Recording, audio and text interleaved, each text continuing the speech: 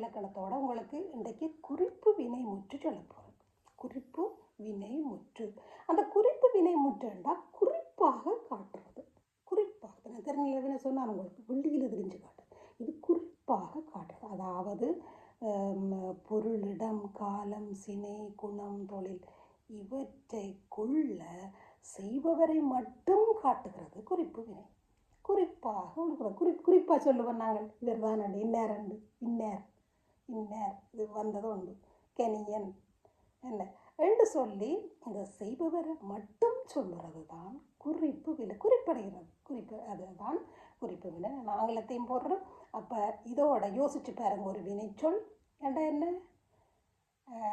அதில் வினை எச்சம் இருக்குது, அதில் வினை முற்று இருக்குது, மற்றது அதில் தான் வினை முற்றும் தெரிநிலை வினை முற்றும் இருக்குது. அப்போ வினை முற்றில் 2 இருக்குது, தெரிநிலை வினை குறிப்பு வினை. அந்த குறிப்பு வினையை தான் நான் இன்றைக்கு சொல்கிறேன். இதையும் கொஞ்சம் தொட்டு கொண்டு போகிறேன். அப்போ தான் இந்த டிஃப்ரென்சியேஷனை நீங்கள் உணர்வீங்கள். இந்த ஆங்கிலத்தில் போடுற இந்த பிள்ளைகள் அடுத்த சந்ததிக்கும் இதில் பார்த்து படிக்கணும். அதுதான் இந்த பதிவின் ஒரு நோக்கம் தான் இருக்கணும்னு சொல்லிக்கொண்டு குறிப்பு வினையை அறிஞ்சு கொள்ளுங்க. நன்றி, வணக்கம். உங்களோட வாழ்த்துக்கும் பாராட்டுக்கும் நல்ல அருமையான கருத்துக்களை ஃபீட்பேக்கு அன்றைக்கு ஒரு ஆட்சினர் வினையாட்டி அப்படி நல்ல கருத்துக்களை சொல்கிறீங்க. Thank you very much. எல்லோரும் மேலே மாசமாக இருங்க. நன்றி, வணக்கம்.